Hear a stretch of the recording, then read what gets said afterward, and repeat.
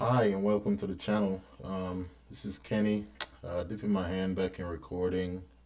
One of my friends said I should record some of my trades and stuff, what I'm doing, so taking another look at it. I had a good week.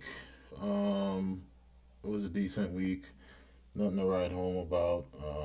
Had some good trades and had some boneheaded trades.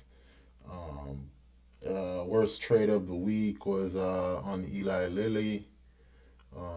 They had some news come out and the stock fell right here. I think yeah they opened at like 213. They fell and I sold the 213 naked call for like 110 I think I did. Um, I sold the Lilly 213 call for like 110 and oh yeah it was 212.50. I sold it for 108. Yeah, and I ended up buying it back for like $50 the next day, so I didn't make full profit. And then Thursday night, we were at like 590, and I sold the 577 put for $100, and I didn't like open at the market, so I took a $30-$40 gain and got out of it.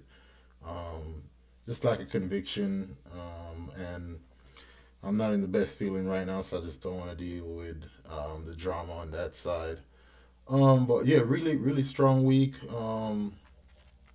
I changed my option strategy to add a lot of dividend stocks in there, a lot of dividend ETFs from Tesla and stuff to supplement the income. Um, and I feel it's gonna work out. I just need the stocks to work with me. This past week we got 2,500 in dividends from Umax. So that was a big income that came in on Thursday.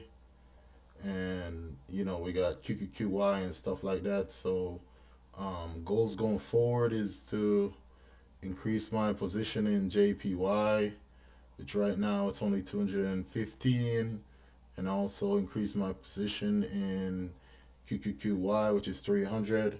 So those might get increased at the end of this month. I probably end up using margin to do it and still maintain 200 theta on my overall portfolio. That's going to be the challenge and keep my margin below 130. So I'm going to have to pull some of this stuff out of my account and try and get my margin like even below 120, I would say. So I'm going to have to pull my margin down some and get those in. But all in all, was a good week.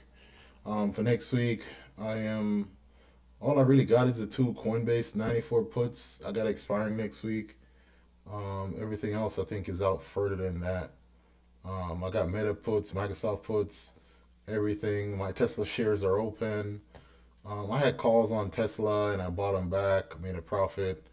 I'm just looking to see what it's gonna do because I don't want to lock my shares up and then this thing just run away. So I'm just gonna see the direction it's gonna take Monday, and then I'm just gonna sell based on the direction it's gonna take, whether positive or negative. The same thing with some of the other stocks that I have is based on the direction they go. I might be pumping in calls in them.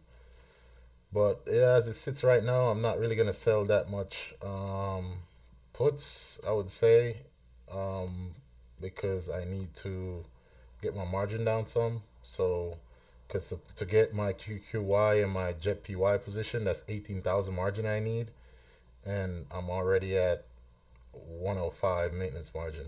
So I need to get a couple positions off, which I already know which ones is. Once I get the two Coinbase off and pull a couple of Amazons off, pull one of the Meta off, then I'm basically down to like 80K margin. So I already know a couple of positions. Outside that, as I said, pretty good week. I dump Aptly. Yeah, I dumped Aptly right here. Took a $300 loss. As I said, their dividend was just sad. I was just like, I'm not gonna sit here and wait months for this thing to come back to break even. So I just dumped it and moved the money into something else. And I also I had a play on Arbor Realty. I had some puts, made some money on it going up, and then some bad news came out, and I was just like, I'm not gonna sit around here and try and figure out how this bad news is gonna go. So I just dumped the shares. I just dumped the puts and took the loss. I could have held on to them, but I was just like, I'm not gonna.